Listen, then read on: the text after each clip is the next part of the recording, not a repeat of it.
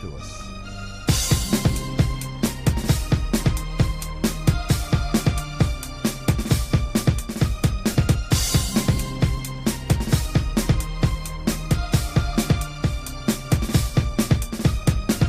And you give us a sign of your presence.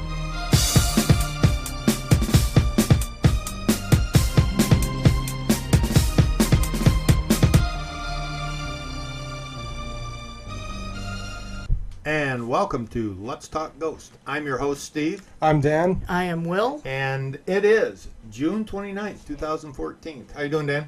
Pretty good. Will? I'm doing all right. Hey, we have a guest in the studio. We do. Let me introduce him real quick, and then we'll get back to our bantering. Yeah. With us today is Jeff Orechovsky. He is the local Sasquatch researcher. How you doing, Jeff? I'm doing great, and thank you for having me. Yeah, welcome to the show. So now tonight we're gonna talk about Sasquatches. Fantastic. We've covered this topic before, Yes, we have. and Pretty lightly, though. lately, yeah, we've covered it a little bit. We tried to talk about everything. We've talked about aliens and a little But bit. not being experts in the fields. No, we are not. We don't claim to be. Right. Now, before we get started, what have you been up to, Dan? Not a whole lot. Some sad news. Yes, my best friend's mother died Yep, this our, week. Our condolences that go is out sad. to Yeah. Rainbow and her family. Yep. Anything else going on? Not much, really. No. Got some DJing gigs going on. How'd and, that go last week? It's a little bit slow, but I had a lot of competition. It was the block party for the Strawberry Fest. Yeah. So a lot of people I knew were going to that. Kansas was playing that night. Yeah, I was at that. Yeah. So I forgot to call. I was supposed to call Jeff that night, and I. So you forgot. know, DJing at a small neighborhood bar Right. when you have all these other big events going on that are playing music, Right. it's kind of hard to get.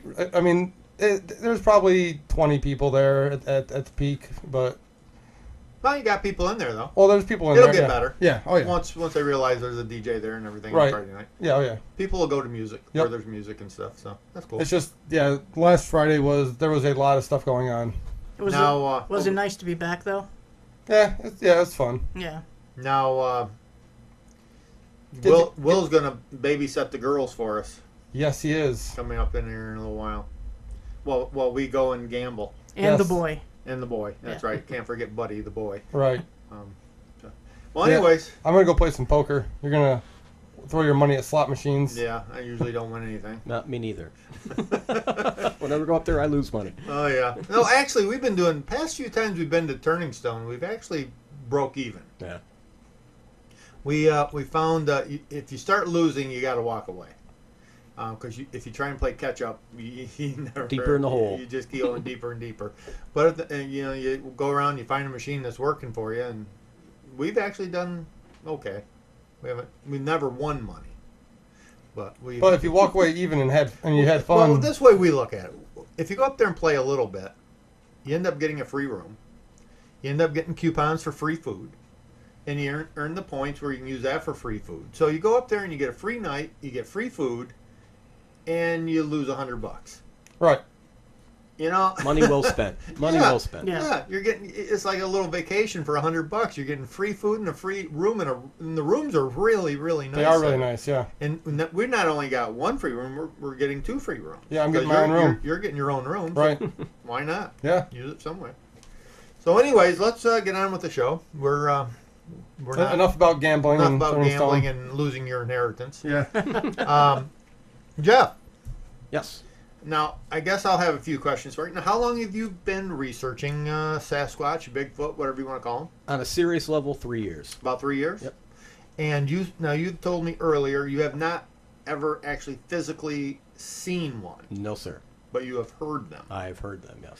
Now, you had me listen to a recording earlier, Yes. and they do have a creepy sound. Yes, they do. And now that's the sound you've heard. Yes. Now, do they answer? Now, I see on the TV shows where they beat on trees with clubs and stuff. My experience, I haven't had anything hit a tree back. I've done that. Right. Okay, I've taken a billy club and hit the tree with it and that kind of thing, and never got anything back. Other researchers have, from what I've read. You know, so apparently it is a system, a knocking system that creatures use, All right. according to other people's research. Now, have you ever you've heard of the rock throwing. Yes. They are known to throw very large rocks. Yes, they are. And that comes from Indian legend as well. Not just, the recent sightings and the recent research, but if you look at the Indian legends that they talk about and that kind of thing, that's passed down, by mouth to the next generation.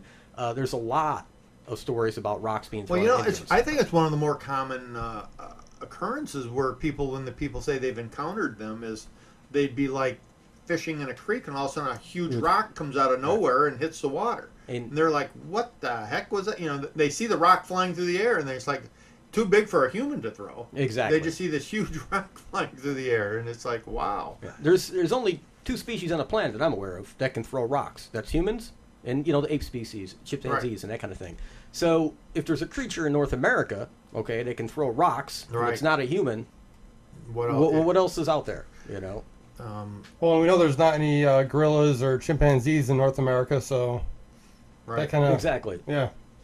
And the average human, I mean, if you pick up a stone that weighs more than a few pounds, the average human can't throw it more than 30 or 40 feet, 20 feet. No. Not, unless you're an Olympic athlete. I mean, you take a big enough stone, the average human is only going to be able to throw it 15 or 20 feet. Where these things are throwing rocks, fairly large rocks, quite a ways. With velocity. Well, I mean, even chimpanzees, which are, their body size is like, a little bit smaller than us, they are immensely stronger than we are. Right. Yes. So if you take something like a chimpanzee and scale it up to 8, 9 feet tall, you're going to have a very strong creature. Right. Now, your territory that you kind of do your research in is in the upstate New York area and the northern tier of Pennsylvania. Is that correct? That is correct, yes. Now, are you mostly going into state land?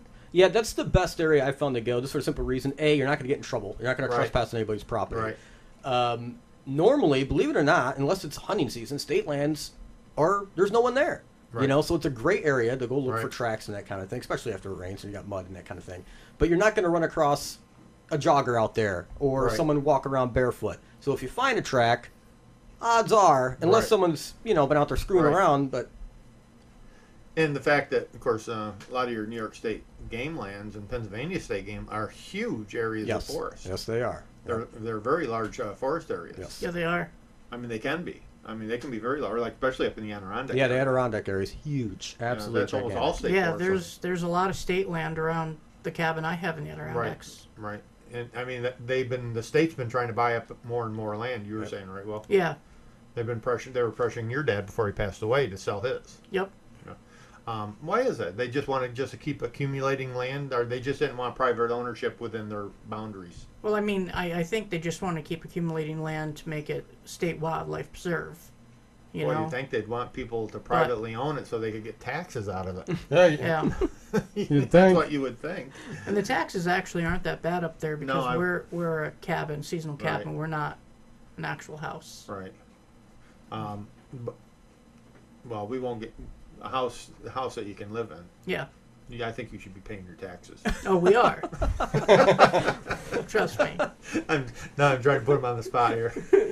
No, I know what you're saying because my neighbor's got a cabin on the hill, and they because it's a hunting cabin, they don't have to pay any taxes on it. It's considered recreational or seasonal. We have a pavilion. We don't have to pay taxes on that because it's considered recreational, which is nice. At least they don't whack us for that stuff. Yeah. But put a little shed next to your house and they tax you on it.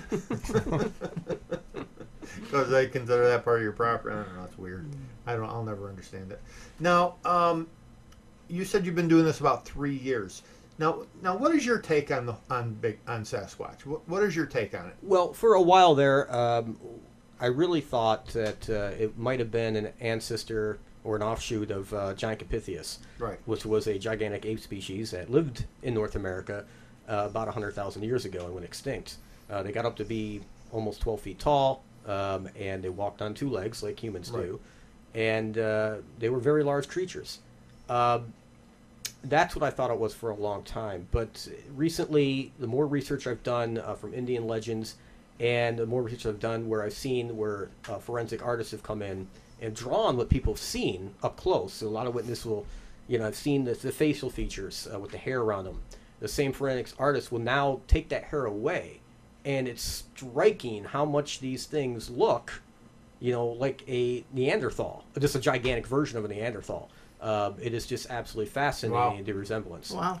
So the theory is starting to develop that possibly these things have some human absolutely appearances. I'm leaning in the direction now that they're probably more human than they are ape. Right. And that goes back to what I was saying before.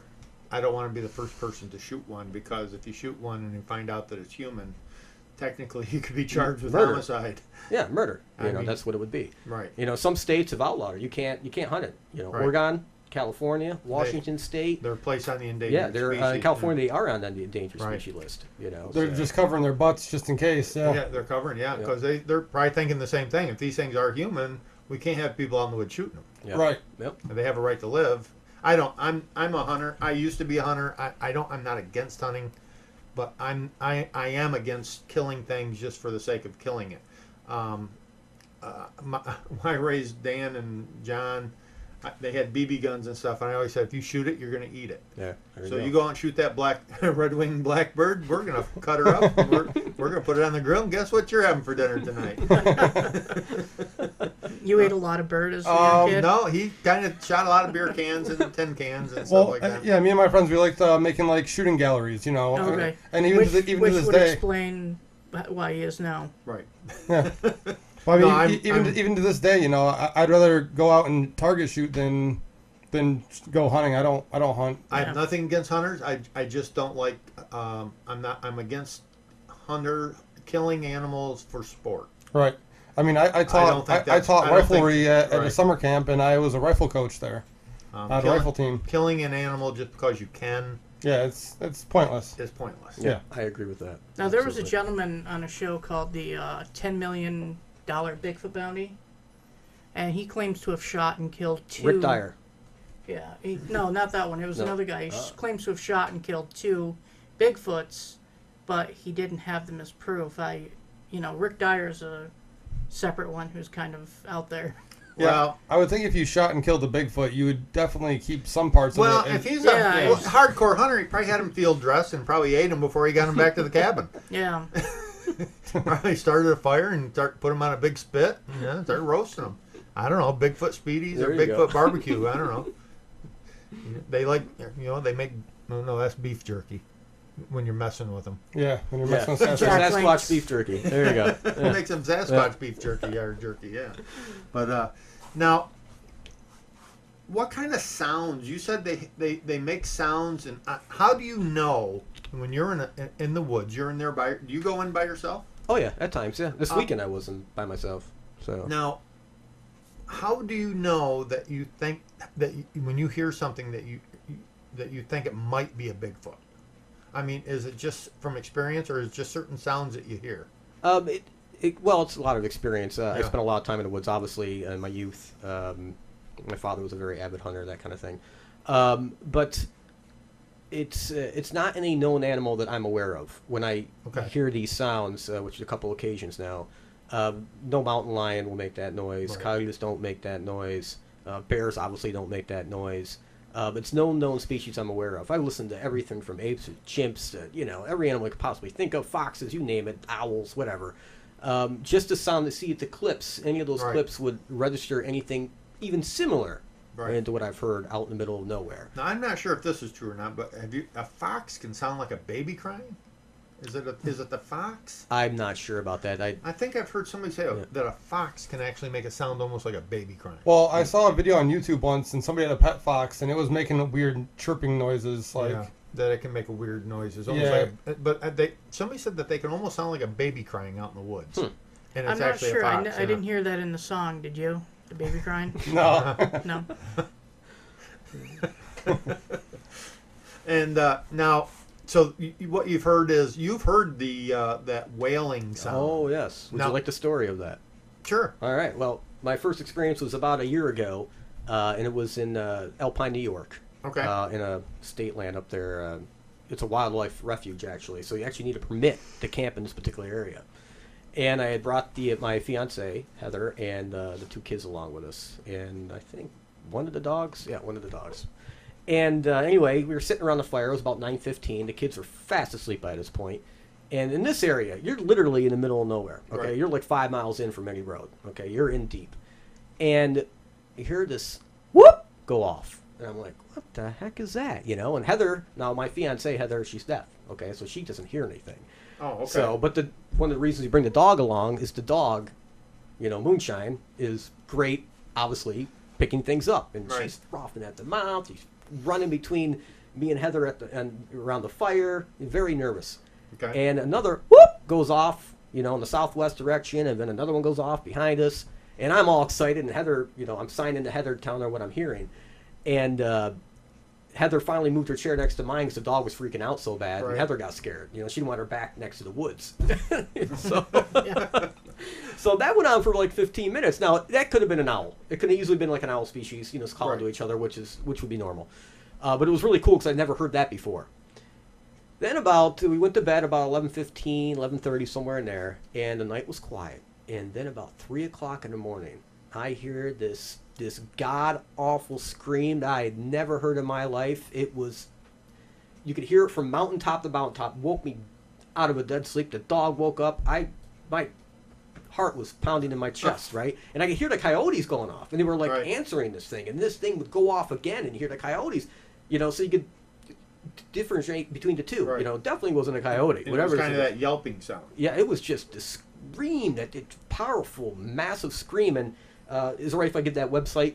Sure. There's a website called OregonBigfoot.com, and the second to last audio clip on there, if you listen to that, that's exactly what I heard. That sound is exactly to a T what I heard.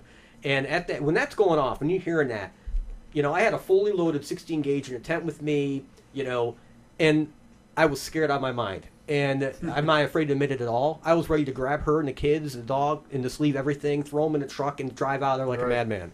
The calmer part of me, the more rational side of me, said, you know what, you got to calm down. Trying to drive out of here in the middle of the night where you are is not a bright Right. idea. You know, so I sat it out. I did not go back to sleep. I couldn't go back to sleep. I was really scared. And as soon as it hit daylight, I got up, rebuilt the fire, you know, and then I told Heather that morning, you know, she slept right through it, obviously, you know, what I had heard, and, you know. Did the kids hear it? No, they slept right through it, too. And I wasn't going to wake them up to hear it. Now, were you hearing them all night? It probably went on for a good half an hour. Yeah. Yeah, probably a good half an hour. Now, I've heard, we camp out down behind our house here a lot.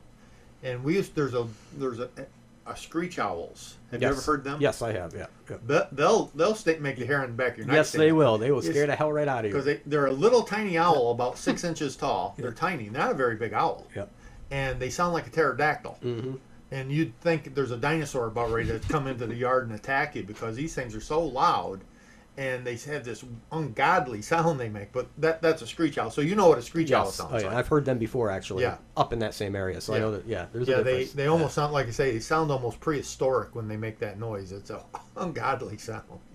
But so it wasn't that. No, absolutely Okay. not. No. So it was some kind of yelping sound. So you didn't run out with a spotlight and. No. In fact, it was at a range where I would say it was at least a mile away, but it was so loud you could hear it. It was powerful, you know, very, very powerful. Yeah, you get out in the middle of the woods like that. Obviously, it can't be people messing with you, right? Well, especially this area. If you saw it like on a map, Right. you see how far and deep we were. No, not there. And no one knows you're up there anyway. No one would know to screw with you.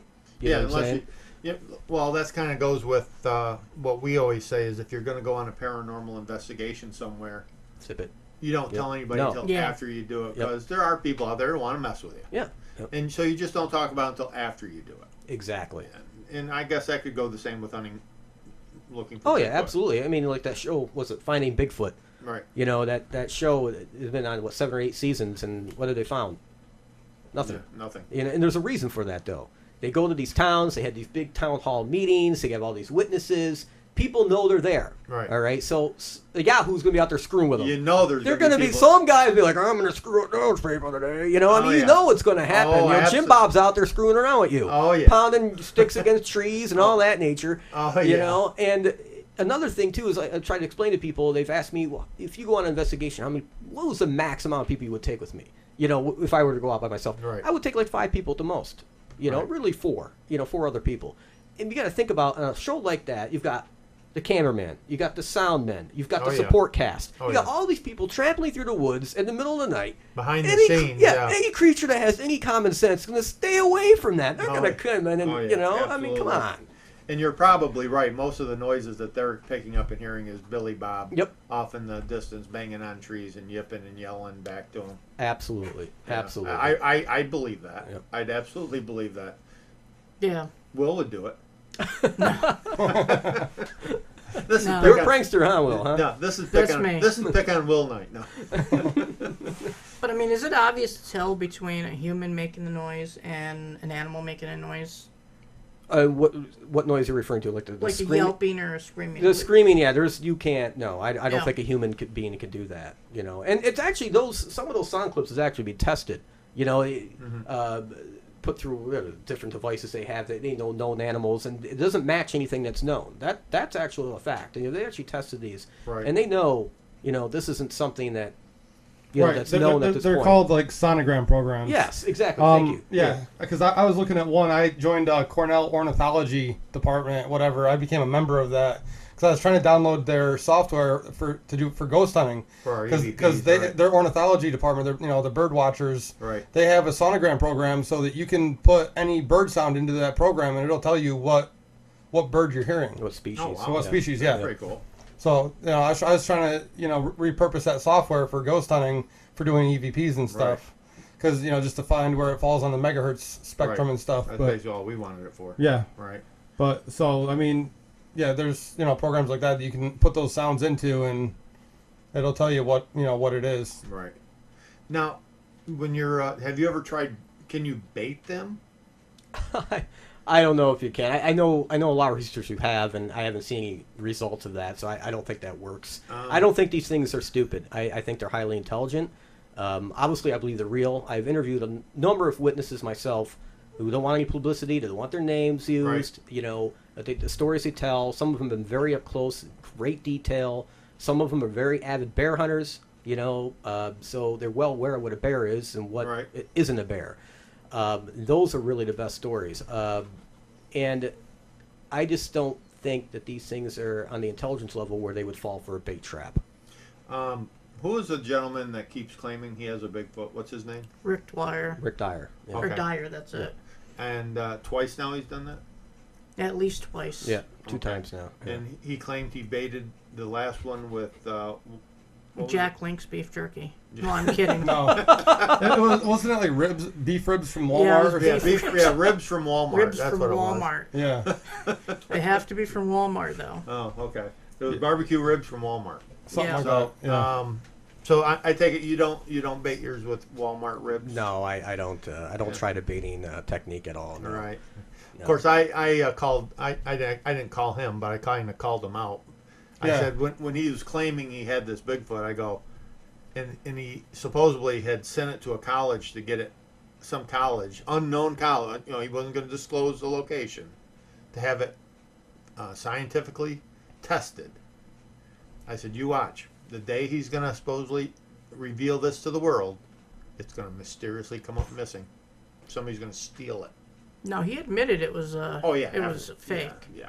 Afterwards. Well, this isn't the first time in history someone's pulled this, though. This happened. He actually did it twice. Yeah, but before this, back in 1968, there was a gentleman that claimed the same thing. He shot one, he froze it in the chest, and he was taking it to Carbonals, and he was charging people $10 a head to come and look at the thing. And he had convinced people that this was the real deal, and this went on for like 3 years until scientists got a hold of it. And they're like, no, that's a monkey. That's a monkey suit. Come on now. No.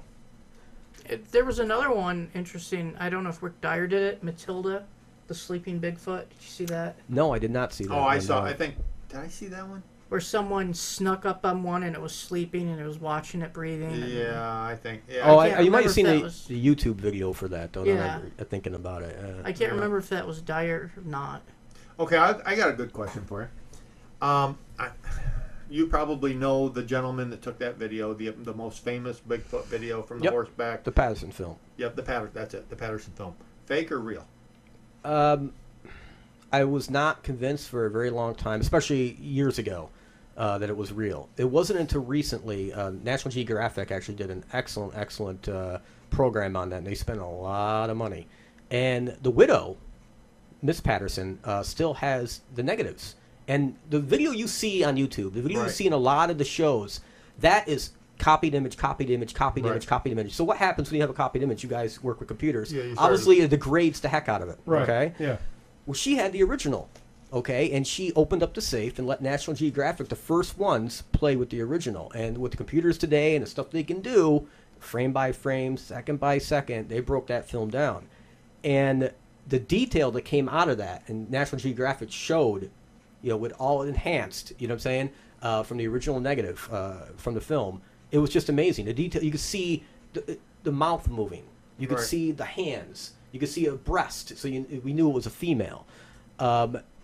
They went to the exact site location where the film was taken. They measured the trees. They used computers to measure all the terrain. So they came up with the exact height of the creature.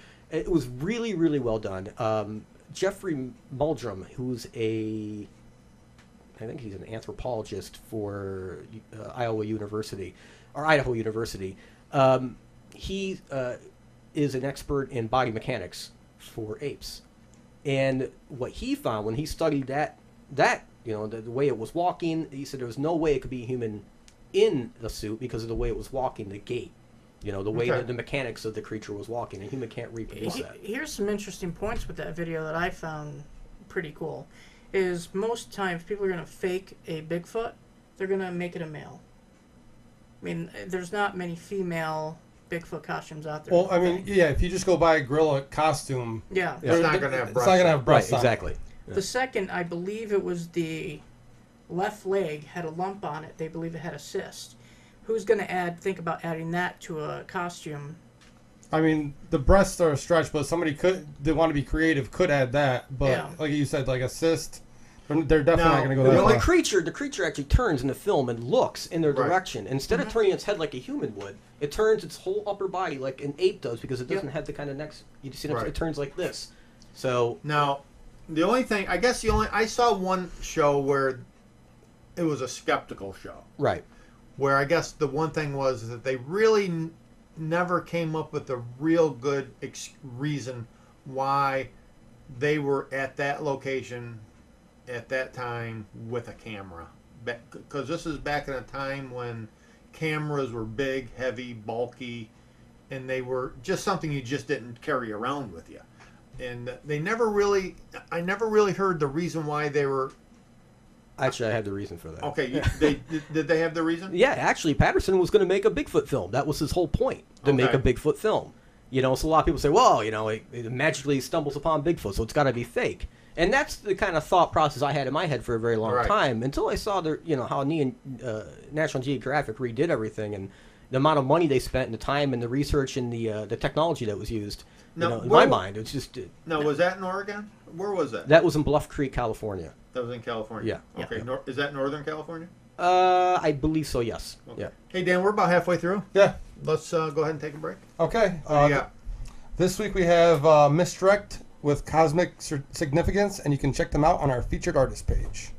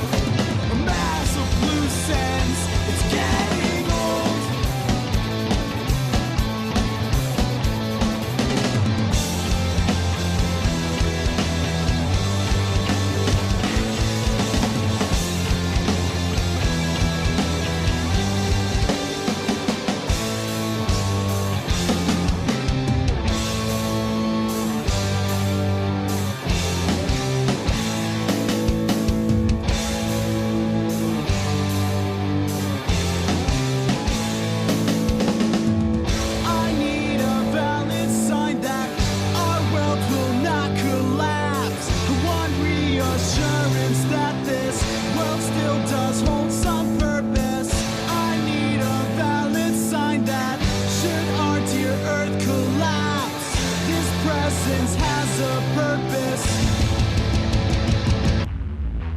I need a valid sign that our world will not collapse. One reassurance that this world still does hold some purpose.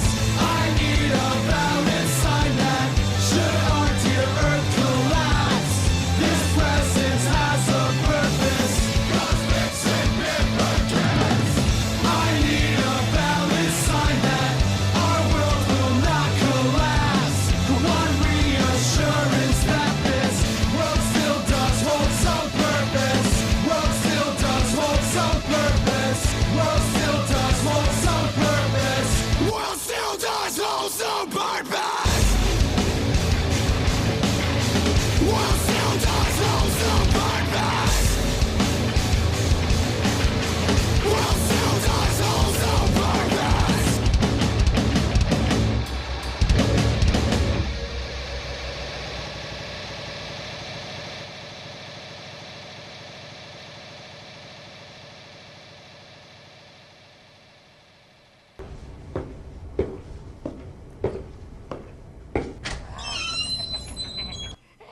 Doc, what's wrong with our friend? I'm not sure. Ever since he's listened to Let's Talk Ghosts on Sunday night from 8 till 9 on DTMWickedRadio.com, he's been like this. I think he's become a fan. Hey, this is Mike Zone from Obscura Antiques and Oddities, and you're listening to Let's Talk Ghost. And that was Misdirect with Cosmic Significance, and you can check them out on our featured artist page. Awesome, awesome, awome. Yes, it is. Awesome sauce. Awesome. So I just saw that commercial again. Did you? Yeah, I thought they was done with that. I just saw it the other day. I haven't seen it again. in a while. So we're here talking with Jeff Orechovsky. Trying to get his name right. You got it. I didn't You got butcher, it. I didn't butcher it. You didn't too bad. butcher it. You got it All perfect. right. A nice Italian name. Yes, absolutely. And- 100%. Sicilian, actually. Yes. And We'll make an offer you can't refuse. That's right. And we've been talking Bigfoot, Sasquatch. I can't think of any other. Yeti. Yeti. Yeah. I Skunk ape. had a whole list of them here. Skunk ape, Muckawucka, and whatever you name it. Ridgewalkers. Ridgewalker. Ridgewalkers, yeah. Ah. Some of the Indians. Yeah, but you know what time it is, right? Oh gosh, that's right. It is time for What the heck does that mean? All right, Dan. All right. Jeff's not sure about this one. Yeah. All right. What word you got this week? Okay, this week the word is expurgefaction. What? Expurgefaction. Expurge Faction. faction. All one word. Expurge faction. Yes. That is what that is. That is a distressed colon after a very long bout of diarrhea. You got it. Really? No. Why do you know this? No. No, he's I suffer from it daily. no, he's pretty far off the mark. Okay, how about you, Will? Got a guess? Can you use it in a sentence? Would you like me to spell it too? Sure. Okay. EXPERGEFACTION. And Yeah, use it in a sentence. I perform expurgefaction every morning. This is a family-friendly show, you know. Yes. Okay. You perform this every morning. Every morning. That You- is it's you the art brush of your make- teeth. No. It's the art. Well, I do brush my teeth every morning, but no. it's the art of making breakfast. It is not. No. No. Got a guess? It's the art of going to the bathroom. Nope. You don't do that every morning? I do that every morning as well. Okay, you do this every morning. It is you wake up and open your eyes and rub the sleep out of your eyes. Oh, you got it with the first part. Waking up. Waking up. Yeah. What's it called? Expurgefaction. Expurgefaction is waking up. Yeah. Awesome. Wow. Wow. That's Just waking up. easy. I think it's easier to just say I woke up. Terminology for everything. Okay, we try to make our fans smart. Yes. Like us. We do. We're so smart. We're beyond smart. Right? Sure. Oh, I don't think my ex-wife would say that. Well, anyway, we are here talking about Bigfoot. We're with Jeff Orechovsky, and he is our local. Should we call him the Bigfoot expert? Yeah, why not? Sure. All right, yeah, we can do that. Sasquatch expert. I actually had a question. Now, I hear rumors that the Bigfoot's diet consists of meat and plants, and there's another half of the people who believe that it's just a plant eater. What's your belief? The reports that I've read, and this number is in the thousands now, really, to be honest with you, and from Indian as well, the Indian legends for different tribes all over the United States and in Canada. It's definitely a meat eater. It eats fish, it eats meat, it eats plants, it does all that. What's that called? Omnivore? Yeah. Omnivore. Omnivorous. Omnivorous. A lot of hunters, actually, there's reports of hunters, well documented, where they'll shoot a deer, Sasquatch, Bigfoot comes out of the brush, grabs it up, and walks off with it. No joke. That's mine. Wow. Thank you. You know. Yeah. Wow. Well, I mean, other apes like chimpanzees are meat eaters. They'll eat meat. Yep. They're actually they'll cannibalistic. And see, this is why barbecue ribs work. That's right. Yeah. Well, I think the big problem with baiting is if you start putting meat around in the woods, other animals, it's going to attract bear and coyotes and fox, and possum, you're going to attract a lot of other animals. Yeah. Right. There's scavenger animals that are going to get to that meat first. Right. Yeah. One of the things you'll hear from fishermen, especially in the Alaskan region, they'll report sightings of these creatures on beaches, on the beaches of Alaska. And they'll see them digging in the sand, and what they're digging for is clams.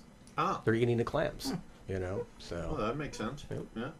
Well, it's easy food to catch. Oh yeah, especially if they're hungry. Yeah. If they're not finding anything else. Do you think their diet is primarily meat, or do you think they go after plants and berries and? Oh yeah, definitely, because there's a lot of reports of people picking berries, and they'll just be at the right spot, the right time, and they'll see a Sasquatch eating a berry or, picking berries themselves. So I know they eat that stuff as well. Right. Or at least we believe they eat that stuff as well. Well, most animals that eat meat, like even dogs, eat grass. And they're meat eating. So a lot of animals do eat both. Right. So it would make sense. Well, dogs do it for different reasons. Here's an interesting fact: the art of dogs eating grass and mud and stuff. It's called pica. Oh yeah. Pica. I didn't know that. Yeah. What would it be called if I ate it? I have no idea. Eating grass. Now, just weird. Yeah, weird. Now, do you try and use like trail cams and? No, I'm not quite that high tech. No? No. I'm more of the audio guy. I try to catch the recordings, which I've been Okay. unsuccessful so far, unfortunately. But I try to catch the recordings of it, the audio sounds. No, do you use a parabolic? Am I saying Parabolic dish. Parabolic dish or anything like that? Something similar, but a smaller device. Right. Yeah, it'll enhance the hearing aspect. And now, what are you using for recording? Just digital voice recorders and stuff like that. Yep. Cool. Do you video record at all, or? Nothing that works at night. And just so you know, in my research and others' research, this creature definitely seems to be nocturnal. Meaning most of the action, most of the sightings, a large percentage of sightings are at night. Usually from like 9 o'clock on, really past 10 o'clock. And a lot of the sounds, hunters report when they're in hunting camp, being stalked by these things out in the woods. It's always late in the morning, 1, 2 o'clock in the morning. Now, do you find that they seem to be more the sightings are more common in large forest areas, or have they been seen in smaller forest areas, in more populated areas? They have been seen in smaller areas. I question those, though. Just because of the population density and that kind of thing. Maybe it's a bear that came down and was hungry or whatever. Right. I could see that happening, and people don't understand what they're seeing. See a bear stand up on two legs. You might get confused, you may not be aware. Since you live in a high populated area, doesn't have a lot of animals, you're not really sure what you're seeing. So you're like, oh, it's a Bigfoot, when really it's just a bear. Right. So well, a black bear, like I was saying earlier, a 300 or 400 pound black bear on its back legs is pretty big. Yeah, it can be pretty big, exactly. Yeah. And if you're looking at the wrong angle, you're like, oh, it's a Bigfoot. You know, it could look almost like a person standing there, right? They're a large animal. Yes, they are. Did you post a video recently on Facebook about a guy who got his truck stolen by a Yeti? Yeah, that was a fake video. Yeah, I know, but it was hilarious. Yeah. It was really funny. The guy's like, Yeti just stole my truck. It is funny. The guy does a lot of stuff like that. He does all kinds of, he puts these low budget films together, and they're hilarious. So to was watch. there a Yeti in his truck driving away? Yes. And the Yeti came in, he stopped his truck, got out to film it. The Yeti scared him away, got in his truck, and drove off. Give him the finger at the same time, you know. Yeah. Oh, that's awesome. That's funny. That's too much. I don't know. Them damn Yetis. Yeah. Can't trust them. Can't trust them, no. Now, so you're saying they're primarily, you think, are in the larger state forest type lands? Yes. Yeah. Deep forest. Now, do you think they avoid human contact? Oh, yes. Some Indians, they'll call them, there's different names throughout the different, but when they're translated, it comes to like ridge walker. And what they mean by that is these creatures walk on the ridges of the mountains so they can see everything that's below them and see if anything's coming from other way. They can see a fire. They're very intelligent, so they avoid humans at all costs. Another terminology, when translated, from different Indian tribes from their languages, because obviously every Indian language is pretty much different, is tree watchers. Okay. And because they're peeking out, tree peekers, basically what it's called, because they're peeking out around trees. Right. One thing I have found, and we'll kind of go back to this in a second, is some of the reports that I've gotten, and twice now, the terminology used to describe how the creature moved was, quote, like a ninja. Okay, so what people are seeing, these things, when they're in movement, have a lot of agility to them. Okay. And they're not making a lot of noise. They're not making a lot of noise. They're an extremely large creature, but they're moving with a lot of agility. Okay. Right. And you go back to the tree peeker, terminology. Right. And the idea is the Indians will say, well, they hide behind trees. Right. And you don't even know it's there. You could walk by the tree. An Indian would walk by a tree and not even know there because the thing's peeking around and moving around the tree so fast. Right. Because of the agility level. Huh. Now, you would think an animal that large would be noisy. I mean, if they're leaving heavy footprints, and you think they would be loud walking through the... Now, have you found footprints? Yes. Actually, we found a footprint up in Alpine, New York. Okay. Same area that I heard the sound, the screams. And it was 14 and a half inches long, if I remember correctly. It was only one, but it was in a spot where there just happened to be mud. Right. And there wasn't any other tracks because there was no more mud in that area, but there's bam right there. And I want to say it was 6.5 inches in width. So were you able to make a casting or? No, but we didn't have any casting. I took photographs of it and had something next to it that we can measure the size, and took photographs of that. So that was really interesting. And there's other photographs from people that have found tracks. I didn't know what the heck they were looking at, but you could, the gate's really long on them. You can see in a couple, like 4 of them in the mud, the same area. When you talk about their gate, how long of a gate do they have? Some of these photographs, you see them, and the gate's 6 feet. Wow. That is a long stride. Well, an average human, grown adult male, will have about a 3-foot stride. Yeah, so you figure these things are, 9-10 feet tall. Then, that's a pretty big gate. What is the average? Because I know, depending on where you are in the region, I've heard Bigfoots being anywhere from 6.5 to 10 feet tall, from 5 to 8. What's an average that? Well, it depends. And again, this is all conjecture. Okay, you're going off witness reports. And again, a lot of that could be just not seeing what they think they're seeing because they don't know what they're seeing. You know what I'm saying? It could be a bear for all that matter. But you got to remember, if there's a Sasquatch species or a Bigfoot species, whatever it may be, they're going to have young. Okay, so you're going to see smaller ones at times. Be kids, whatever. They're going to have little ones. Yeah. But I would say an average grown male, from what I've read and researched, I'd say anywhere up to 11 feet tall. Oh, wow. So it's pretty big. It is. Now, would you classify them as an animal? Well, of course. I mean, we're human. I mean, where would they fall in class? Well, right. As a... Now we're going to touch on a very touchy subject. Right. All right, and this I'm going to explain why. You got to remember when a lot of the sightings happen out west in Oregon and Washington State and California and Canada, and there's a lot of logging companies. Big logging companies make a lot of money off lumber. Okay, there's a lot of politics involved. Now, little known fact. Okay, if you work for one of these logging companies as a logger, you sign an agreement that if you see something that you think is a Bigfoot, no joke, you can only tell your supervisor. Okay, and you can be terminated if you violate that contract. Okay. Wow. And the reason being, though, think about it now.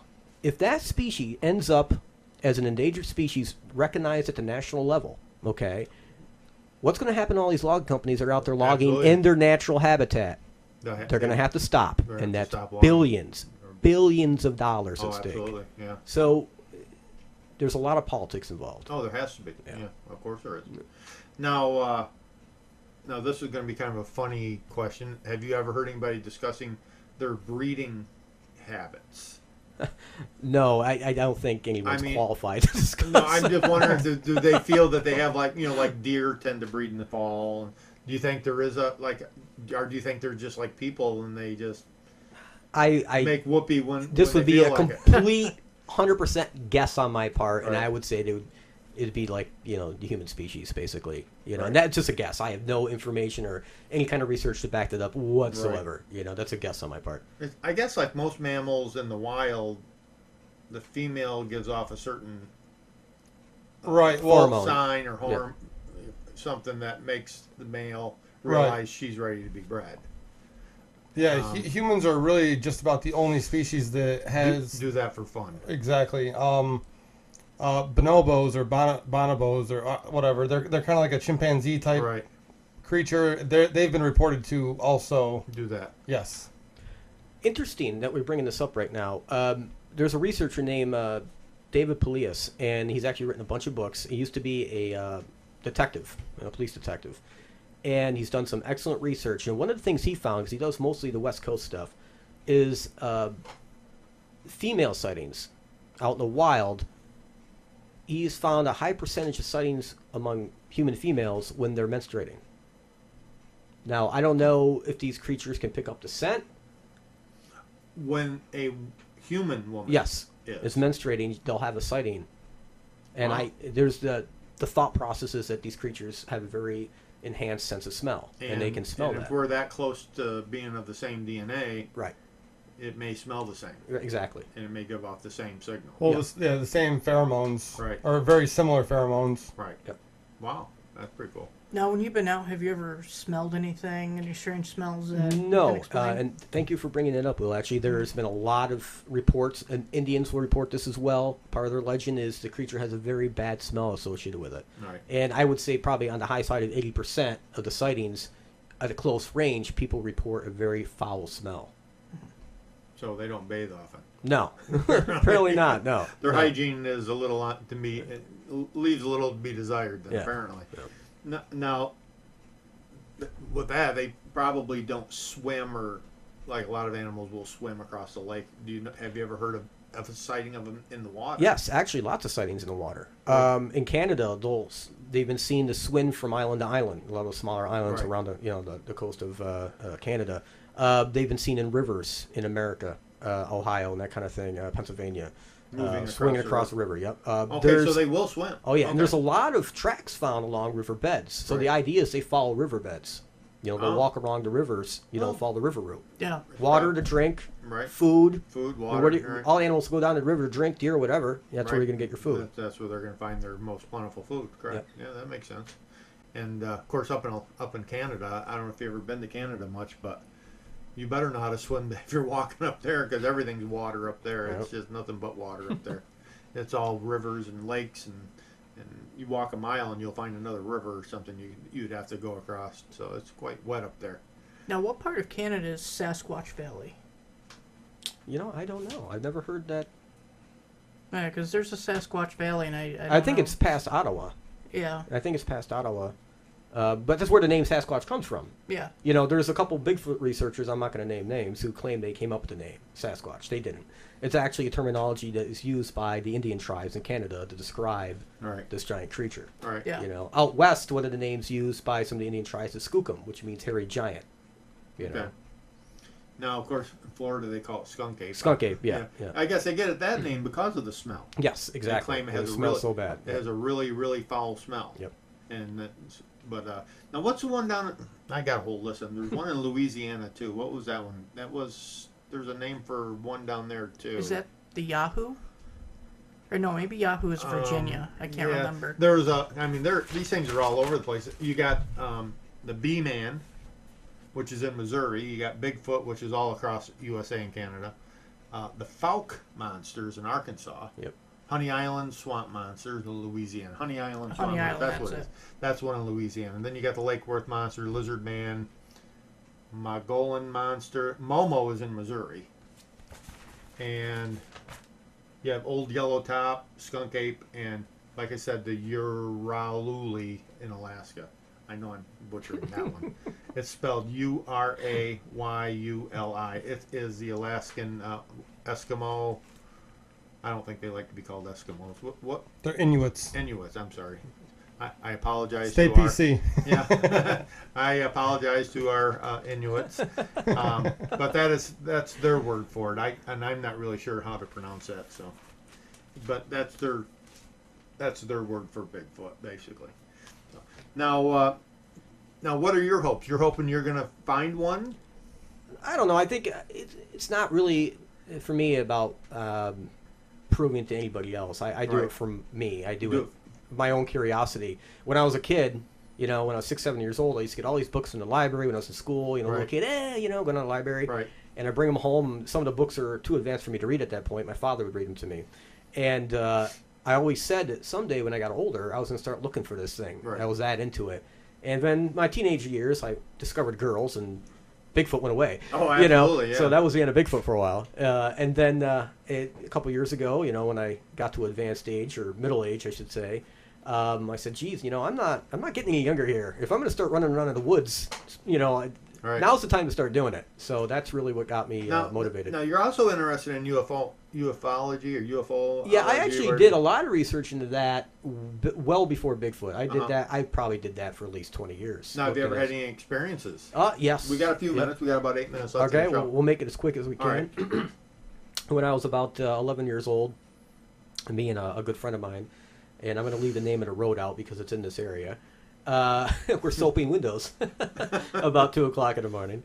Anyway, long story short, we were walking back to his house, and it's a very wooded area. And this flash went off, almost like heat lighting, but 10 times more bright. It was a very clear night. There was no moon, but all the stars were out. And another flash went off, and the road lit up, the trees lit up, and it was like a white light, very, very, very intense. Very scary, and we were little kids. We couldn't associate what was going on. We had seen a heat light before, and there wasn't anything like that. And then like the fourth flash went off, and I took off like a bat out of hell. And I'm a smaller guy, so I can run. I can run like the wind, especially when I was younger. And I ran into the woods for God knows what off the main road. I don't know why. And I came upon a creek bed, and I was laying down on my chest and kind of looking up at an angle. And my friend was yelling for me, and I yelled where I was, and he found me, did the same thing, and we're like 2 kids going, what the hell is that? And the only thing we can think of at that moment in time, and this is a little kid's mind, we're thinking somebody's in the wood, take some pictures with us with a high flash camera, and they're going to show our parents in the morning. That's exactly what we were thinking at that moment in time. I'm like, and we were freaking out, like, oh, we're screwed, blah blah blah, and then like it was a weird moment in time. No. Something came over our heads, and as we're looking up, it was about anywhere from 30 to 60 feet in diameter. It's hard to judge now because we were kids, but it was very large, and it had like a blue reddish flame on the bottom, almost like you would get with a corona discharge from a high voltage system, all the way around the bottom of this structure, and you could see the metal structure underneath it. And it floated. It made no noise whatsoever, dead silent, and the whole forest got silent. Like there was nothing, no crickets, no nothing. And it came over our heads, and it was just hovering there for a second, and we're like just looking at it. And then this, like you see in Star Trek, where you have warp speed, they're going to impulse power, and they hit warp speed, and poof, you see that screenshot? That's exactly what that thing did. It was poof, it was gone. Wow. And you can see the direction it went, and it was so fast. Blink an eye, it was gone. And I remember I said to my friend as it was gone, and I said, you are not going to believe what I just saw. And he goes, no, I saw it too. And then it was his full freak out mode from there. We weren't going in the direction that thing just went, which was where his house was. His house is in that direction. Right. So we went through the woods all the way down, to a main road, and hung out in that main road until it got to be daylight. That's cool. Yeah. Cool stuff. Hey, we're about out of time. We like to thank Jeff for being on our show tonight. Well, thank you very much for having me. I had a great time. And if you ever want to email me with exciting... Give them your website. Yes, it's tsrgobc@yahoo.com. That is my email address. And on Facebook, it's the Sasquatch Research Group of Broome County. Awesome. Now, we're here, www.letstalkghost.com. You can find us on Facebook. Search for Let's Talk Ghost. You can find us on Twitter. Search for Let's Talk Ghost. And you can also watch us on YouTube. When I actually put the videos when you ever up. put the videos on there. Well, and the link for those videos are on our website at Let's Talk Ghost. Yes. How about you, Will? Yeah, I go to YouTube. Oh, you want me to give my info? You got any info this week? Sure. You can find me at bpirsparanormal.com. You can find me on Twitter or YouTube at BPIRS Paranormal. Or go to Facebook, look up Binghamton Paranormal Investigation Research Society. And another thing, real quick now, we do have a event coming up at the Finger Lakes Paracon. That is in Auburn, New York. Yep. I'm trying to get all this information here. It's a day-long, weekend-long event. It is it's in September 26th, 27th, and 28th. It is put on by the Upstate Paranormal Society. Should be a lot of fun. 17 and under is free, $10 for adults. You can contact them. Go to www.flparacon.com, or you can call them at area code 315-406-4866. You can email them at flparacon@gmail.com. It's a Finger Lakes Paracon. Should be a lot of fun. Going to be a bunch of people there and get to meet a bunch of paranormal investigators. The 27th and 28th is actually the conference. Right, that's when we'll be there. The 26th, they're having a special ghost hunt. Right, you can go up there if you want to. You can go out on a ghost hunt with selected groups, and you're going to go around to different sites where I guess what they're looking for is some donations to help preserve some of these haunted locations. Yeah. And it should be a lot of fun. We're going to be there on the 26th or the 27th and 28th. We're going to have a table if you want to come up and meet the Let's Talk Ghost crew. You guys, I won't be there. Oh, Will, you won't be here. Nope, you won't be there. No. I have another event that weekend that I'm already. But we're going to be up there. It should be a lot of fun. And isn't Beepers going to have a table up there? We will. Yeah, Beepers going to be there. I think our friends from RIP are going to be there. Yeah. That'll be fun. So that should be good. Now, real quick, I got a couple minutes left. Paranormal Picnic? Paranormal Picnic. It's coming up real soon, July 26th, here at my property. We had one last year. Had a lot of fun. If you want information, please go to our website or go to the email at letstalkghost@gmail.com. Send me an email if you're coming. Let me know how many people are coming, and if you send me an email, I'll make sure I get one back to you, giving you directions how to get here. That makes sense? Yeah, all we ask is that you bring a dish to pass. Yep, we're going to supply the meat. It's going to be hot dogs, hamburgers, and something else. Maybe sausage or something. I don't know. Haven't decided yet. But we need to know how many people are going to be here. All you got to do is bring a dish to pass. And if you want to camp, you can bring a tent. Yep. And if you want to drink, it's BYOB. That's right. If you like alcohol, beverages are BYOB. We are not supplying any alcohol. You can bring it and drink it. Yep. Just we're not supplying it. Yeah. We'll have water and maybe some soda or something, but that's it. And it should be fun. We had a good time last year. We got washed. We got rained out pretty hard, but we still had fun. No, it wasn't that bad actually. No. Luckily, you got the chicken cooked before it started raining. Yeah, last year we did chicken, and we just barely got it done before the monsoon hit. Yeah. And but it worked out good. Everybody had a good time, I think. Yeah. It did. It was. I really enjoyed it. Dan drank all my beer. Yep, sure did. I went to go get a beer, and there was nothing left. Shocker. Shocker. Yes. Shocker. I was very thirsty. I guess. Well, I'd like to thank Jeff for being here again. For being here, it was fun. I'd love to be back again. I had we'll time. have it. Yeah, we'll Thank have you back so sometime. much. It was a really interesting show about Bigfoot. We don't do that very often, so it was fun. Yeah, definitely. And with that said, we'll see you all on the next investigation.